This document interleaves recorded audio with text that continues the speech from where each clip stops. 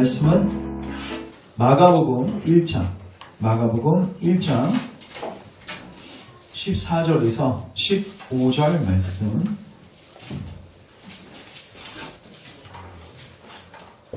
하나님 말씀 마가복음 1장 14절부터 15절. 짧기 때문에 우리 같이 한번 합독하겠습니다. 시작. 요한이 잡힌 후 예수께서 갈릴리에 오셔서 하나님의 복음을 전파하여 이르시되 때가 찼고 하나님의 나라가 가까이 왔으니 회개하고 복음을 믿으라 하시더라. 아멘. 제가 기도합니다.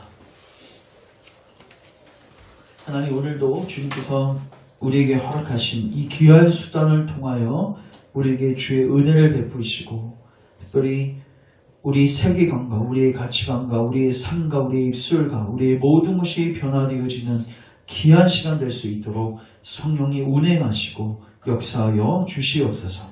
우리의 닫혀있는 우리의 마음의 문을 여시고 모든 굳은 마음을 제거하시고 우리에게 살같이 부드러운 마음 허락하셔서 하나님의 말씀이 우리 심령 안에 깊숙이 뿌리 내리고 박히게 하시고 귀한 열매 맺는 은혜가 있게 하여 주시옵소서.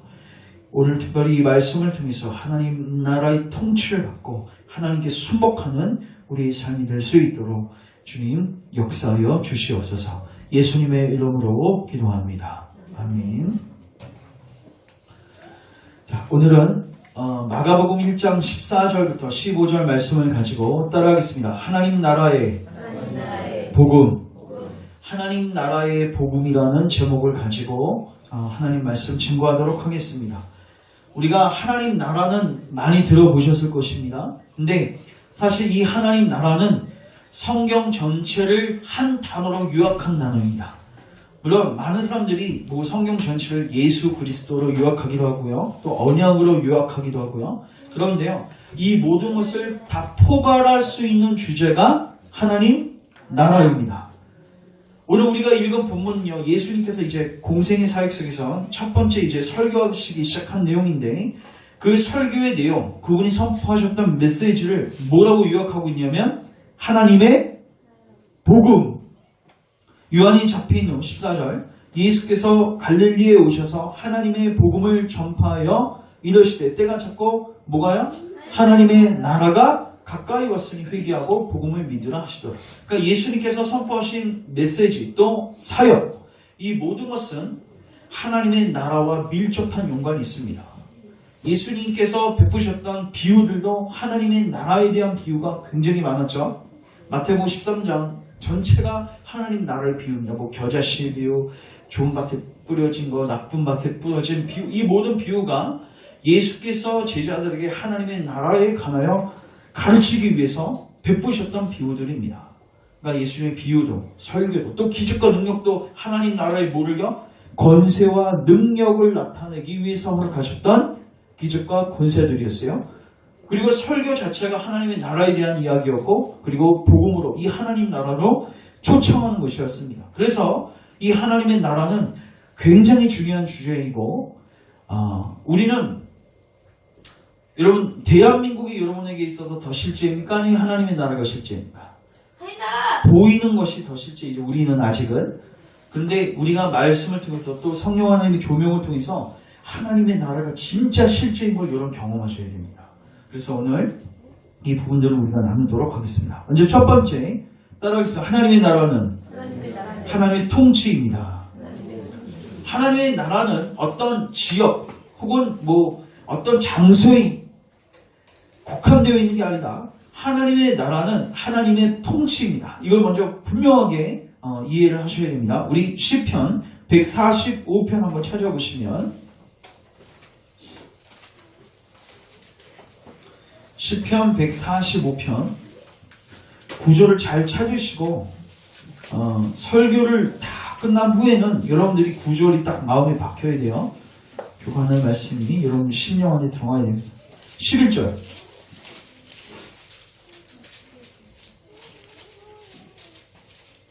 10절부터 읽을까요? 여호와여, 주께서 지으신 모든 것들이 주께 감사하며 주의 성도들이 주를 뭐합니까? 송축합니다. 그러면서 그들이 주의 나라, 하나님 나라의 영광을 뭐하며 말하며 또 주의 업적을 일러서 선포하는 거죠. 12절 주의 업적과 주의 나라의 위엄 있는 영광을 인생들에게 알게 하리이다. 주의 나라는 영원한 나라이니 주의 통치는 대대에 이르리로다. 자, 13절 다시 한번 있습니다. 시작. 주의 나라는 영원한 나라이니 주의 통치는 대대에 이르리이다. 여러분 시편은요 평행법이 많이 쓰이거든요. 평행법이 뭐냐면요 문장 두 개를 딱 배우라고요. 이 두 개를요 연결시켜 버리는 거예요. 그러니까 지금 주의 나라하고 주의 통치는 평행선을 갖고 있는 겁니다. 이해되시죠? 그러니까 하나님의 나라, 하나님의 나라는 뭐하고 동일합니까? 주의 통치. 그래서 여러분 그 신약 성경에서도요 찾지 마시고 누가복음 19장에 보면요 어떤 사람이요 왕위를 받으려고 타국으로 갑니다. 뭐를 받으려고요?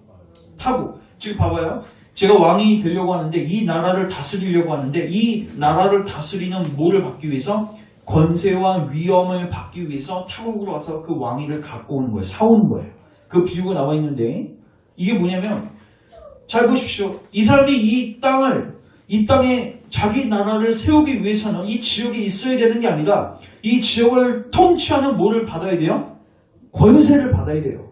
그거를 사기 위해서 저 먼 타국으로 갔다고 표현되어 있어요. 다시 말해서 나라라는 개념은 제일 중요한 게 뭐예요? 땅덩어리가 아니라 뭐예요? 통치입니다.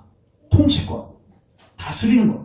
그래서 하나님의 나라는 권세 혹은 위엄, 영광, 다스림 이러한 단어들과 관련이 되어 있습니다.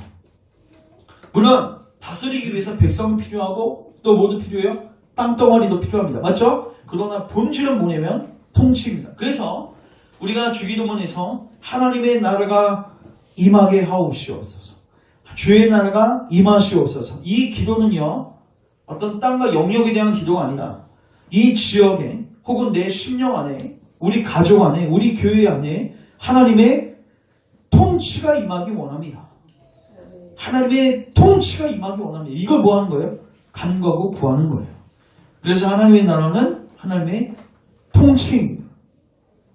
그래서 예수님도 계속해서 이 나라에 대해서 강조하시면서 특별히 이렇게 예수님께서 권면하세요. 마태복음 18장에 보시면요. 어린아이들을 이야기하시면서 천국이 이런 아이들 될 것이다. 쉽게 말해서 너희들이 이런 어린아이처럼 하나님 나라를 뭐하리라? 받아들여라. 그러면 하나님의 나라를 받아들이라는 게 뭐예요? 이 영역으로 들어오라는 건데 즉 하나님의 통치 안으로 뭐하리라? 들어오라는 것입니다. 어린아이와 같이 통치 안으로 들어오라는 거예요. 그리고 예수님께서 또 말씀하신 내용 중에 하나님의 나라와 의를 뭐해라? 구하라. 구하라는 거 뭐예요? 추구하라는 거예요. 그 나라를 뭐하라고요? 추구하고 구하라는 거예요. 기도하라는 거예요. 그 나라가 네 심령 안에 우리 가족 안에 교회 안에 이 땅 안에 임할 수 있도록 그 통치가 강력하게 행사될 수 있도록 뭐하라는 거예요? 기도하고 추구하라는 거예요. 이게 그리스도인들에게 요구되어지는 삶의 모습인 것입니다. 그래서 하나님의 나라는 하나님의 통치입니다. 자, 두 번째 따라하겠습니다. 하나님의 나라는 두 단계로 임합니다. 여러분 하나님의 나라는 언제 임하였습니까? 하나님의 나라는 언제 임하였죠? 예수님이 오셨을 때 임하셨습니다. 자, 이건 제가 설명합니다. 여러분, 예수님께서, 자, 마태복음 12장 한번 가보시면,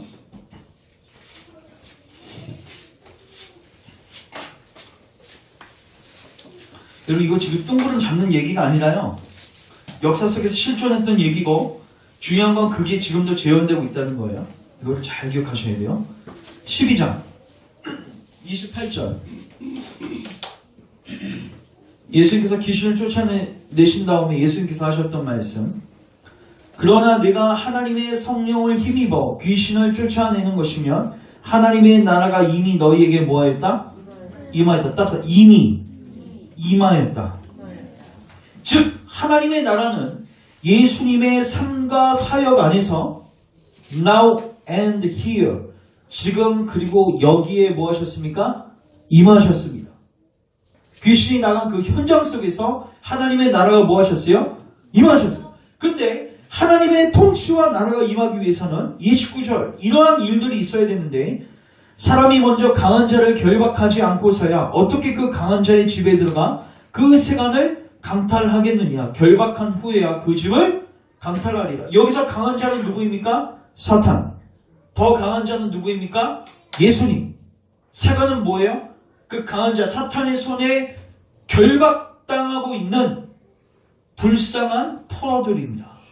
쉽게 말해서 모든 인간들은 지금 독재자 안에서 신음하면서 마치 이스라엘 백성들이 바로의 압제 속에서 그 독재자 압제 속에서 불행한 비참한 삶을 살고 있는 그곳에 예수님께서 뭐 하신 거예요? 공수부대처럼 침투하신 거예요. 여러분 그 전쟁할 때 어떤 그 중요한 지역을 점령하기 위해서 물론 지금은 뭐 미사일 떨어뜨려서 그냥 박살을 냈지만 결국 그 수뇌부를 제거하기 위해서는 결국 보병이 들어가야 돼요. 맞죠? 왜냐면 요새 하도 지하 깊이 벙커를 박아가지고 결국 그 수뇌부를 제거해야지 전쟁이 다 끝나는데 그러기 위해서 들어가는 그 사람들이 누구냐면 공수부대입니다. 공수부대는요 이제 보통 고공 낙하를 많이 하죠. 예, 딱 가서 수뇌부 거기에서 이제 떨어지는 거죠. 그래서 낙하선을 타고 떨어지면요 밑에서 총을 쏘겠죠. 그래서 그 한 100명이 떨어지면요 한 3명 살까 말까 그거를 예상하는 거예요. 그런데 그 3명이 모든 임무를 완수할 정도로 철두철미하게 훈련받습니다. 그리고 그 3명이 이제 혹은 그 소수 5명 정도 되는 그 사람들이 어디를 찾아 들어가는 거예요? 수뇌부를 찾아 들어가는 거예요. 그 미국이 그 빛나된 그 사살한 장면을 보시면요 어디 주변에 있는 거 막 폭격하고 그런 것도 있었지만 중요한 거는 나중에 그 헬기 2대인가가 거기 딱 떨어져갖고 그 아지트를 알아낸 다음에 딱 떨어져서 이제 저녁에 이제 총격전을 벌여가지고 빛나된 사살하는 장면 이제 동영상까지 이제 찍어서 그리고 그 다음에 이제 뭐예요? 승리를 선언했습니다. 그러니까 전쟁을 할 때 수뇌부를 제거하기 위해서 훈련된 사람이 뭐 한 거예요? 거기에 침투하는 거예요. 그런데 지금 예수님께서 뭐 하신 거냐면 신적 존재이신 예수 그리스도께서 지금 포로된 독재자의 신음 속에 있는 비참한 가운데 있는 우리 가운데 예수님께서 뭐 하신 거예요? 침투하신 거예요. 그리고 예수님은 그때 이렇게 선포하셨죠. 이곳에 이제 뭐가 임했다? 하나님의 나라가 임했다. 그래서 여러분 하나님의 나라는 이미 임했습니다. 언제 임했습니까? 예수님 시대 때 임했어요. 근데 또 예수님께서는 이 나라를 그분이 재림하실 때 완성하실 것입니다. 따라서 아직 완성되진 않았습니다. 그래서 지금은 어떤 시기냐? 수뇌부는 제거가 됐어요. 근데 중요한 건 주변에 뭐가 있냐면 잔담들이죠. 땅개들이 있는 거예요. 그럼 그들을 다 뭐 해야 돼요? 제거해야 되죠. 여러분 그 노르망디 상륙작전 2차 대전 때 그 독일군을 그 침투할 때 노르망디를 점령하는데 그때 쓰였던 용어가 D-Day하고 V-Day가 있습니다. D-Day는 무슨 날이냐면 수뇌부를 제거해가지고 이제 이건 역사 속에서 문헌에 있습니다. 그 노르망디 상륙을 했을 때 아직 그 전 지역이 점령된 건 아니지만 모든 군인들이 자기들이 패할 것이라고 생각하지 않았다고 표현되어 있어요. 그러니까 자기들이 반드시 승리할 것이라고 확신을 가지고 있었다고 문헌에 기록되어 있습니다. 그러나 V-Day는 오지 않은 거죠. 뭐 해야 돼요? 잔당을 소탕해야 했습니다. 이처럼 예수님께서 이미 들어오셨을 때 노르망디 상륙작전처럼 이 수뇌부를 제거하고 사탄의 머리를 밟고 승리를 하셨지만 예수님이 재림하실 때까지는 뭐예요? 잔당을 소탕하는 거죠. 그 일을 누구에게 맡기신 거예요? 교회에게 맡기신 거고 그 일을 위해서 성령님을 부어주신 것입니다. 그래서 지금 무엇을 하는 기간인가? 영적 전투를 하는 기간입니다. 그래서 하나님의 나라는 두 단계로 임하게 되는데 이미 예수님 때 임했지만 예수님 재림하실 때 최종적으로 완성되고 임할 것입니다. 그래서 우리는 그 사이에 끼어있는 거죠. 그러면 이제 우리의 위치는 분명한 거죠. 뭐 하는 겁니까? 우리는 지금 이런 거예요. 먼저 우리 자신이 지금 그 수뇌부를 제거하고 여기에 이제 예를 들어서 미군이라고 생각합시다. 그러면은 여러분들이 지금 독재자의 위협에서 벗어나기 위해서 빨리 그 아지트로 뭐 해야 돼요, 여러분들이? 들어가야 되는 거예요. 맞죠? 들어가는 거예요. 거기 들어가면 이제 병사들이 나를 뭐 해주는 거예요? 지켜주는 거예요. 그 다음에 밖에는 여러분들 가족들한테 빨리 뭐 해야 돼요? 일로 들어오라고 해야 되는 거예요. 그래서 그게 뭐예요? 점점 그 덩어리가 커지는 거예요. 이게 뭐예요? 하나님 나라의 확장입니다. 물론 거기서 이제 총으로 그 일을 하지만 우리 교회는 기도로 또 말씀 전파로 이 일을 감당하고 있는 것입니다. 그래서 두 번째 뭐라고요? 두 단계로 임하는 하나님 나라. 그 다음에 이제 세 번째 따라하겠습니다. 하나님의 나라는 따라하겠습니다. 우리의 구원은 사탄의 나라에서 하나님의 나라로 옮겨지는 것입니다. 자, 사도행전 26장 잠깐 가보시면 사도행전 26장 가보시면 사도 바울이 그 설교하는 장면인데 자기 간증도 이제 섞여 있습니다. 17, 18절 15절부터 보겠습니다.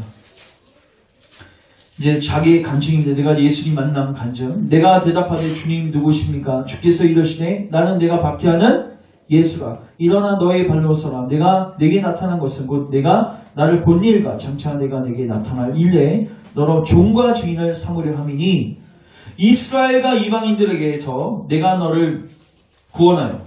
즉 먼저 하나님께서 바울을 먼저 뭐 하셨어요? 앞지에서 구원하셨죠? 먼저 그 안으로 끄집어 들어오신 거예요. 그리고 그들에게 뭐 합니까? 보냅니다. 주님은 구원하셨으면 그 사람을 또 뭐예요? 보내요. 근데 보내서 뭐 하게 하시는가? 그 사역을 이렇게 표현하고 있습니다. 18절 같이 읽습니다. 시작.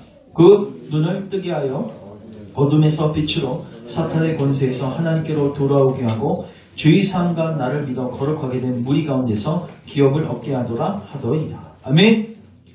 자, 사도 바울이 먼저 구원을 받은 다음에 하나님의 보내심을 받고 이제 복음을 증거하는데 그의 사역을 뭘로 표현하고 있냐면 따라서 눈을 뜨게 한다. 다시 말해서 수많은 영혼들이 구원받고 하나님 나라에 들어오려면 먼저 눈이 뭐 되어져야 돼요? 띄어져야 돼요. 왜냐하면 그들이 지금 어디 있냐면 어디 안에 있어요? 어둠 가운데 있어요. 어디 있습니까? 어둠. 여러분 그 출애굽기에 보시면요, 이스라엘 백성들이 그 발의 앞질 속에 있을 때 하나님께서 그 흑암의 재앙을 보내시죠. 근데 거기에 뭐라고 표현되어 있냐면요, 바로 앞에 있는 게 뭔지 구분이 안 될 정도로 칠흑 같은 어두움이 그들을 덮었다고 되어 있어요. 근데 이스라엘 백성들에게는 뭐가 비치죠? 빛이 비춰집니다. 여러분 이거 잘 기억하셔야 돼요. 여러분들 주변에 믿지 않는 가족들이나 또 여러분 주변에 있는 지체들을 보시면요, 그들이 지금 어디 가운데 있어요? 사탄의 권세 가운데 있는데 골로새서는 그걸 뭐라고 표현하고 있냐면 흑암의 권세라고 되어 있어요. 흑암의 권세. 칠흑같이 어두운 가운데 있는 거예요. 그러니까 보여요, 안 보여요? 아무것도 안 보여요. 여러분 잘 생각해 보십시오. 공수부대가 떨어져가지고 어느 수뇌부를 제거하고 있는데 여러분 그 소식을 아는 곳은 거기밖에 없는 거예요. 맞죠? 누가 알려주지 않으면 주변에 있는 사람들은 야, 아직도 우린 독재자 밑에 있지. 이렇게 시궁창 속에서 우리 비참한 삶을 살아야겠지. 도망갈 기미도 할 수가 없는 것입니다. 다시 말해서 먼저 하나님께서 우리의 눈을 여셔서 지금 우리 앞에 어떠한 형국들이 일어나고 있고 어떤 일들이 벌어지고 있는지를 보게 하셔야 돼요.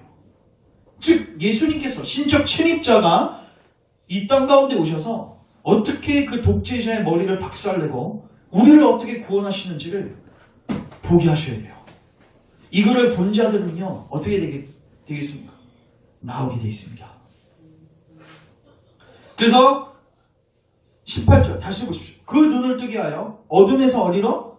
빛으로. 사탄의 권세에서 누구에게로? 하나님. 권세라는 건 뭐예요? 사탄의 나라예요. 그러니까 모든 인간들은 사탄의 나라 속에서 사탄의 권세 속에서 사탄에게 충정을 바치면서 비참한 가운데 살고 있는데 그 상태를 성경은 어둠 혹은 흑암으로 또 묘사하고 있단 말이에요. 골로새서 1장에 나와 있습니다. 15절일 거예요. 13절입니다. 나중에 찾아보시고. 그래서 사도 바울이 했던 게 뭐예요? 눈을 열어달라고 기도한 거예요. 여러분, 우리가 구원받기 위해서, 여러분들의 가족들이 구원받기 위해서 제일 필요한 게 뭔지 아십니까? 눈이 열려지는 것입니다. 영적 눈이 열려지는 것입니다. 아까 우리 성경 공부 시간에도 나눴지만 영적인 것은 영적으로밖에 분별이 안 됩니다. 우리 오감과 이성 갖고 하나님 알 수 없습니다. 그래서 뭐 하는 거예요? 눈을 열어달라고 기도해야 하는 거예요. 눈을 열어주기 위해서 우리가 또 뭐 하는 거예요? 말씀을 증거하는 거예요. 이게 교회가 해야 하는 가장 중요한 사명입니다. 그래서 그 사람의 눈이 열려지게 되면 이제 그들이 그리스도께 나아가게 되겠죠. 그리고 회개하고 복음을 믿고 이제 그 사람 안에서 어떤 일이 일어나냐면요. 이제 내가 사탄의 나라에서 이 강한 자의 결박 속에서 풀어날 수 있는 유일한 방법은 뭐밖에 없어요?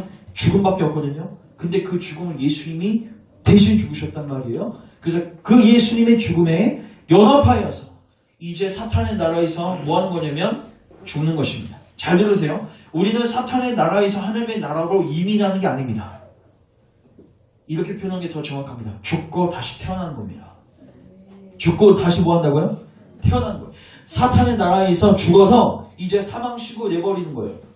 여러분, 사망신고 낸 사람한테 국가가 와서 뭐 세금을 내라, 무슨 법칙을 지켜라 이렇게 요구할 수 있습니까? 없습니까? 없습니다. 이제 우리는 사탄의 나라에서 사망한 겁니다. 기정사실화 된 겁니다. 사망신고했습니다. 그 다음에 이제 우리는 예수님 안에서 새 생명으로 하나님 나라에서 태어난 거예요. 여러분, 이게요 추상적이지 않단 말이에요. 실제란 말이에요. 이거 하도 믿지 못하니까 하나님께서 사도행전과 또 예수님 사역 속에서 하나님 나라가 얼마나 실제하는지를 기적과 표적과 이사를 통해서 드러내신 것입니다. 그리고 사도행전에서도 주님이 분명하게 제자들에게 말씀하셨죠. 사도행전 1장에 보시면요, 그들이 하나님 나라에 관한 일들을 설교하십니다. 그리고 이렇게 이야기하시죠. 성령을 구하라. 성령이 임하기를 구하라. 성령이 권능으로 임하셔야지 하나님의 나라가 확장되고 수많은 영혼들이 이 나라로 들어오게 될 것이다. 여러분, 사도행전을 읽어보시면 우리가 새벽기도 때 지금 보고 있는데, 제가 사도행전을 보면서 기도하기 정말 좋은 말씀들이다. 너무나도 한 장 한 장마다 기도할 거리가 다 나오는 거예요. 우리가 무엇을 놓고 기도해야 할지. 여러분, 성령님이 임하시게 됐을 때 하나님의 나라가 점점 이게 확장되기 시작합니다. 어떻게 보면 성령님은요, 우리에게 있어서 가장 강력한 무기입니다. 왜요? 주님께서 친히 우리에게 지어주신 권능이거든요. 성령을 받았더니 교회가 얼마나 활력 있게 하나님의 나라 확장하는 수단이 되어지는지.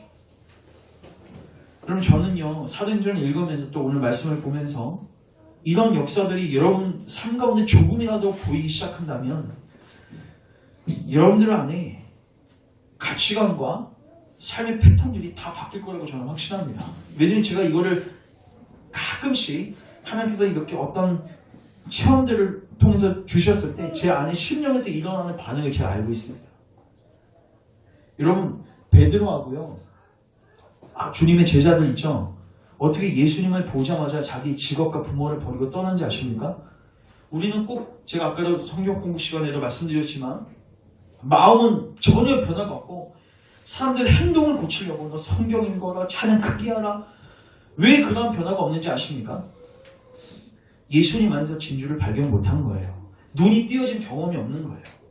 여러분, 베드로가요, 마태복음 16장에서 무엇을 고백하죠? 당신은 그리스도시고 하나님의 아들이십니다. 여러분, 이게요, 성경에 기록되어 있으니까 그걸 입술로 고백한 거라고 생각하지 마십시오. 그 당시에는 마태복음은 기록되어 있지 않았습니다. 신약 성경은 없었다고요. 이 말은 뭐냐면요, 베드로에게 있어서 예수님은 어떤 문서를 통해서 배운 게 아니라 그분의 삶과 사역 속에서 그분 안에 뭘 발견한 거예요? 하나님의 아들을 본 거예요. 예수님이라는 존재가 신적 침입자로서 이곳에 하나님의 나라를 세우시는 하나님의 아들, 그리스도, 메시아, 이걸 뭐 한 거예요? 본 거예요. 여러분, 본 자는요, 어떻게 돼요? 자기 소유를 닥터라 주님을 따르게 되어 있습니다. 이거는 뭐 해라 말라 할 필요가 없는 거예요. 본 자는 반드시 그 반응이 나옵니다. 따르면서 아깝네 이런 반응이 나올 수가 없죠.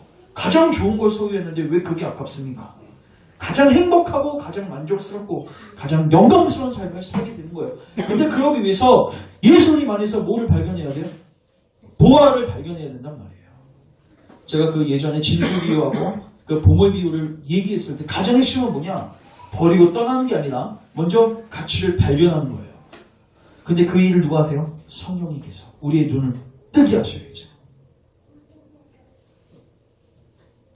그래서 하나님의 나라는 지금 이미 예수님을 통해서 신적으로 침투하였는데 우리의 구원이 무엇인가?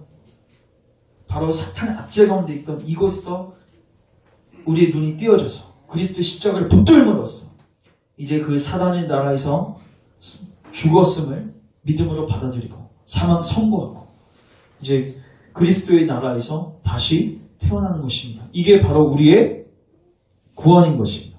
우리의 구원을 다양하게 정의할 수 있고 요약할 수 있겠지만 하나님의 나라로 옮겨주는 것, 이게 바로 우리 구원이다.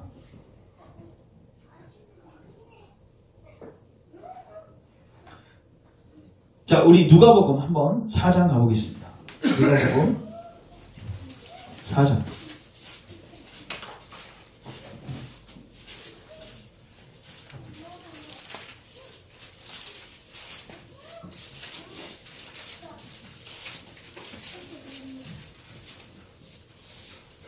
누가복음 4장 가보시면요, 예수님께서 이제 시험 받으시고 이제 14절 보시면요, 예수께서 성령의 능력으로 갈릴리에 돌아가시니 그 소문이 사방에 퍼졌고 친히 여러 회당에서 가르치심에 무사람에게 칭송을 받으시더라. 누가복음에서 가장 많이 나오는 단어 중에 하나가 성령입니다. 맞죠? 그리고 공생의 첫 번째 하셨던 사역을 16절에서 뭘로 이야기하고 계시냐면 나사렛에서 설교하신 내용을 공생의 첫 번째 사역으로 기록합니다. 그게 뭐냐면 16절 보십시오. 예수께서 그 자라나신 곳 나사렛에 이르사 안식일에 늘 하시던 대로 회당에 들어가서 성경을 읽으려고 서심해 선지자 무슨 글이야? 이사야의 글을 드리거늘 책을 펴서 이렇게 기록된 대로 찾으시니 곧 같이 읽습니다. 시작. 주의 성령이 내게 임하셨으니 이는 가난한 자에게 복음을 전하게 하시려고 내게 기름을 부으시고 나를 보내사 포로된 자에게 자유를 눈먼 자에게 다시 보게 함을 전파하며 놀린 자를 자유롭게 하고 주의 은혜의 해를 전파하게 하려 하심이라 하였더라. 아멘. 그리고 21절 이에 예수께서 그들에게 말씀하시되 이 길이 오늘 너희 귀에 뭐하였다? 응하였다. 여러분 학자들이 거의 동의하는 바인데 누가복음에 나오는 모든 사역들, 예수님의 사역들은요 바로 누가복음 4장 지금 방금 우리가 읽었던 이것에 대한 주석에 불과합니다. 쉽게 말해서 누가는요, 누가가 누가복음도 썼고 뭐도 썼냐면 사도행전도 썼거든요. 누가는요 예수님의 사역을 이렇게 요약했어요. 이사의 글을 통해서. 예수님의 사역은 뭐냐? 성령이 먼저 그에게 임하십니다. 맞죠?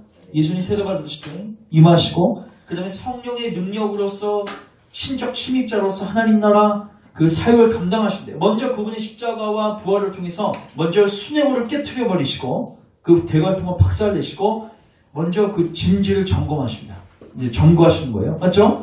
그 다음에 주의 백성들에게 사도행전은 뭐냐? 그렇게 점검한 다음에 제자들에게 성령을 똑같이 부어주셔서 이 사역을 똑같이 감당하게 하시는데 그 사역의 내용이 뭐예요?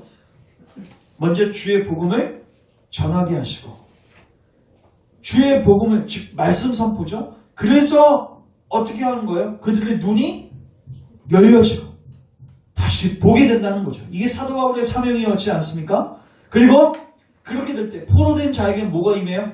자유. 사탄의 독재자 압제 속에 있었던 그들이 예수님의 나라로 옮겨지게 됩니다. 그럼 제가 묻겠습니다. 그러면 이제 나라가 옮겨졌으면 자유예요? 아니면 또 다른 묶임이 있는 거예요? 또 다른 묶임. 여러분 자유가 무엇입니까? 맘대로 하는 거? 아니요. 많은 사람들은 우리가 하나님의 종이 되고 하나님 나라에 들어가는 것을 또 얽매인다고 생각하는데 여러분 잘 들으십시오. 여러분들이 사탄의 나라 속에서 여러분들이 마음껏 죄를 짓는 게 자유가 아닙니다. 자, 제가 묻겠습니다. 여러분들에게 죄 지을 자유는 있지만 제가 묻겠습니다. 여러분 죄를 짓지 않을 자유가 있습니까 지금? 없어요.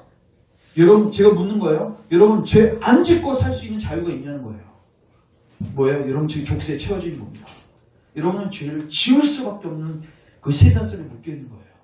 이게 자유가 아닙니다. 우리는 마치 내가 내 마음대로 프리하게 살면서 내가 짓고 싶은 죄를 짓는 것을 자유라고 생각하지만 그것은 엄밀하게 따져보면 묶여 있는 것입니다. 왜? 여러분들에게는 거룩한 삶을 살 수 있는 자유가 없기 때문에.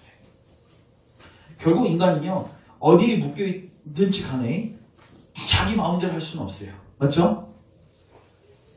사탄에게 묶여서 죄를 짓든 아니면 주님께 묶여서 의의 삶을 살든 둘 중 하나입니다.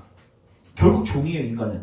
근데 사단의 종이 될 것인가? 하나님의 종이 될 것인가? 근데 성경은 하나님의 종이 되는 것을 뭐라고 표현하냐면 자유라고 표현해요. 그리고 인간은 거기 안에 있을 때 가장 행복하고 만족을 누릴 수 있는 것입니다. 그래서 결국 예수님이 증거하셨던 복음은 무엇입니까? 바로의 압제 속에 있었던 너희들, 사탄의 압제 속에 있었던 너희들, 죄에 묶여 있었던 너희들, 육신의 정욕에 끌려갈 수밖에 없었던 너희들, 이곳에 이제 내가 들어왔다. 내가 수뇌부를 박살냈다. 강한 자가 있었지만, 강한 자가 너를 묶고 있었지만 더 강한 내가 들어와서 그 사람의 머리를 박살내고 그 사람을 먼저 제압해야 되잖아요. 맞죠? 제압하고 우리에게 뭘 주신 거예요? 자유함을 주신 것입니다. 하나님의 나라의 백성으로서 살 수 있는 영광스러운 삶을 허락하신 것입니다. 그게 이미 예수님 시대 때 일어났던 것이고 그 이후에 사도행전, 그 이후에 모든 교회사 속에서 확장되어져 가고 있는 거예요. 그리고 이제 예수님은 그 나라를 만드신 다음에 이제 우리를 초청하십니다. 회개하고 복음을 믿으라. 결국 저희에게 지금 필요한 건 무엇입니까? 저는 이 말씀 묵상하면서 정말로 이곳에 하나님의 나라가 임했으면 좋겠다. 여러분 실감 안 나시죠? 아직? 우리는 홍해의 기적이 어마어마한 기적이라고 여러분 분명히 인지하실 것입니다. 맞죠? 드라마나 영화를 보십시오. 홍해의 놀라운 기적들. 근데요, 여러분, 홍해의 기적보다요, 한 신자가 바로의 압제 속에, 사탄의 압제 속에 있었던, 죄의 압제 속에 있었던 그 사람이요, 하나님의 나라로 옮겨지는 거, 그때 여러분 홍해의 기적보다 더 큰 능력이 요구되어져요. 근데 그 능력이 주님에게 있단 말이에요. 지금도 뭐예요? ING형이란 말이에요. 주님께서 왜 승천하시고 왜 성령을 부어주셨습니까? 그 일을 지금도 행하시길 원하시는 거예요. 저는 여러분 개개인에게 그리고 가족들 안에 또 우리 교회 안에 또 이 세대 안에 이 여러분들의 눈과 귀가 열려져서 지금 하나님의 나라가 어떻게 확장되고 우후죽순처럼 이게 하나님의 나라가 확장되고 있습니다. 교회사를 보면 볼수록 사탄은 어떻게 해서든 이 나라를 이 씨를 밟아 죽이려고 발악을 하는지 거짓된 가르침을 통해서 또는 탄압을 통해서 그러나 하나님의 나라는 지금까지 계속해서 확장되어져 왔습니다. 실패 없이. 그래서 우리가 무엇을 놓고 기도하셔야 됩니까? 하나님의 나라가 이곳에 또 여러분 가족 속에 임할 수 있도록 기도하셔야 돼요. 특별히 여러분들의 눈을 열어달라고 기도하십시오. 여러분 제가 그 설교할 때도 그렇고요. 주변에 있는 지체들하고 대화할 때마다 설교를 이렇게 여러 번 했는데 반응하지 못하고 아직도 세속적인 가치관에 사는 모습들을 보면요. 진짜 치욕이 뭔지 흑암이 뭔지가 아직도 보지 못했구나. 자기가 어떤 위험한 상태에 있는지를 보지 못했구나. 자기가 얼마나 비참한 상황 가운데 있는지를 인지하지 못했구나. 당신 앞에 그리스도께서 어떻게 죽으시고 부활하셨는지를 보지 못했구나. 아직 예수님께서 그리스도이시고 예수님께서 하나님의 아들로서 신적 침입자로서 하나님의 나라를 세우신 것을 보지 못했구나. 당신의 가장 중요한 문제인 죽음의 문제, 사망의 문제, 죄의 문제, 심판의 문제를 예수님이 해결하신 것을 보지 못했구나. 왜요? 보면요. 제자들처럼 반응하게 돼 있거든요. 여러분 이 시대 가운데 이 일들이 예수님 시대 때 있었던 일들, 사도행전 시대 때 있었던 일들이 동일하게 일어날 수 있습니다. 그리고 이미 교회사 속에서 그런 수많은 예들이 있습니다. 회복과 부흥의 역사들이 있었습니다. 이제 우리가 뭐 하셔야 돼요? 구하셔야 돼요. 여러분들이 아직 믿지 못할 수도 있습니다. 야, 이런 역사가 지금 있을 수 있을까? 있을 수 있습니다. 그리고 있고 있습니다. 지금 다른 지역에서. 그래서 에베소서 1장 찾지 마시고 사도 바울이 기도합니다. 주님, 에베소 교회의 마음의 문을 여셔서 하나님의 능력을 깨닫게 해주세요. 근데 그 능력이 어떤 능력인지 아세요? 신자들 안에 역사에서, 지체들 안에 역사에서 믿음으로 이끌고 가시는, 하나님의 나라로 끌고 가시는 하나님의 그 강력한 능력, 흑암의 시력 가운데 있는 그 자들을 눈뜨게 해주시고 포로된 그 자들에게 자유를 주시는 하나님의 능력, 이것을 알게 해주세요. 왜 바울이 그걸 놓고 기도했을까요? 사람들이 그 능력을 몰라요. 모르니까 구하지도 않고요. 모르니까 비천함 속에서 삶이 다 이런 거지 하고 우울증 속에서 살고 있는 것입니다. 사랑하는 형제자매 여러분, 이미 하나님의 나라는 임했습니다. 그리고 이 나라는 반드시 완성될 것입니다. 역사의 주관자는 하나님이십니다. 그리고 우리를 초청하시는 거예요. 그리고 초청하신 다음에는 우리를 또 뭐 하세요? 보내셔요. 그리고 돌아다니면서 장님들의 눈을 띄워주고 포로된 자에게 자유를 선포하는 거예요. 이를 위해서 사역자, 말씀 사역자를 불러주셨고요. 또 말씀 사역뿐만 아니라 성령님의 전적 치유 사역도. 제가 이건 이제 앞으로 마가복음에서 나눌 건데 잘 기억하십시오. 하나님께서 하나님의 나라를 확장시켜 나가실 때 누굴 보내주세요? 성령을 부어주셔서 이 일을 하십니다. 근데 하나님이 사람들을 사용하시는데 특별히 말씀과 성령을 통해서 이 일을 하죠. 그러니까 쉽게 말해서 하나님의 나라 확장은요, 말씀 선포 없이는 절대로 일어나지 않습니다. 두 번째, 하나님의 나라의 사역은요, 성령에서 전인적 치유 사역을 통해서 일어납니다. 그래서 예수님이 사역할 때마다 예수님은요, 가르치셨고 또 뭐 하셨어요? 고치셨습니다. 가르치셨고 고치셨습니다. 사도들도 말씀을 선포했고 기적을 베풀었습니다. 누구의 능력으로? 성령의 능력으로.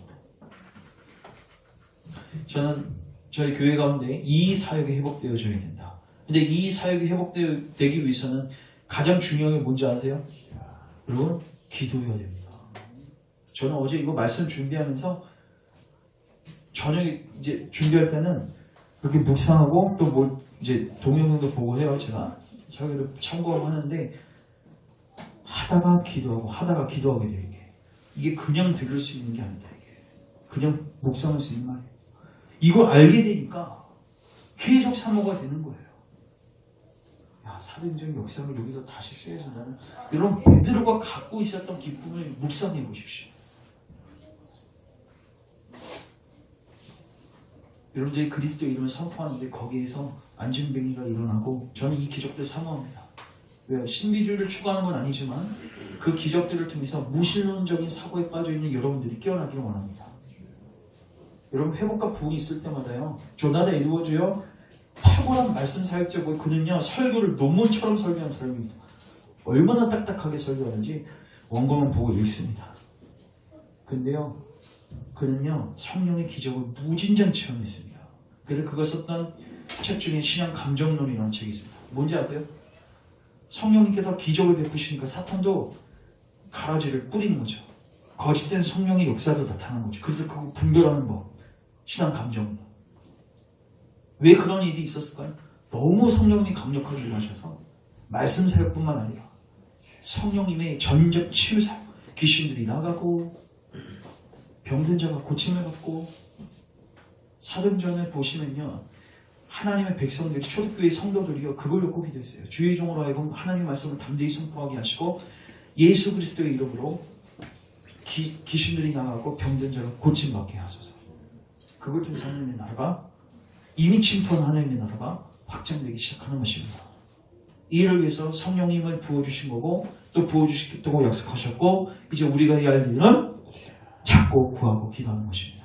그래서 여러분, 이 성령님의 역사가 여러분 개개인의 삶 속에, 또 가족들 가운데, 또 우리 교회 가운데, 또 주복교회 가운데, 열방 가운데 임할 수 있도록 부지런히 찾고 구하셔야 됩니다. 구하셔야 됩니다. 구하면 영광을 볼 것입니다. 구하면 여러분들이 제자들의 삶처럼, 그리고 초대교회 성도들처럼 기쁨 속에 거할 것입니다. 그러나 여러분들이 구하지 않는다면 하나님의 나라는 임하지 않습니다. 물론 다른 사람들을 통해서 그 사람들은 경험하게 되겠죠. 마지막으로 제가 이건 다음 시간에도 보겠지만 누가복음 12장에 보면요, 하나님의 나라와 의를 구하라고 한 다음에 이렇게 기록되어 있습니다. 따라하겠습니다. 아버지께서 너희들에게 하나님 나라 주시기를 기뻐하신다. 인색한 분이 아니십니다. 야, 난 주기 싫은데 너희가 원한다면 한번 고려해볼게, 생각해볼게. 이게 아니라요, 아이 주고 싶어서 환장하시는 분이에요. 주고 싶어서 그걸 기뻐하시는 분이신데 뭐 하지 않아요? 구하지 않아요. 여러분, 복음서를 읽으십시오. 특별히 누가복음 400절 같이 읽어보십시오. 어떻게 성령이라는 단어가 나올 때마다 동그라미 치시고 기도가 나올 때마다 동그라미 쳐보세요. 야, 하나님의 나라가 어떻게 임하고 어떻게 확장되는지를 보게 될 것입니다. 그래서 그 역사가 우리 가운데 동일하게 지연되고 반복되어서 수많은 영혼들의 눈이 띄워지고 진정한 자유를 경험할 수 있기를 주님의 이름으로 축원합니다. 기도하겠습니다. 하나님, 감사합니다. 사탄의 압제, 또 죄의 압제, 사망의 압제 속에서 가장 비참하고 가장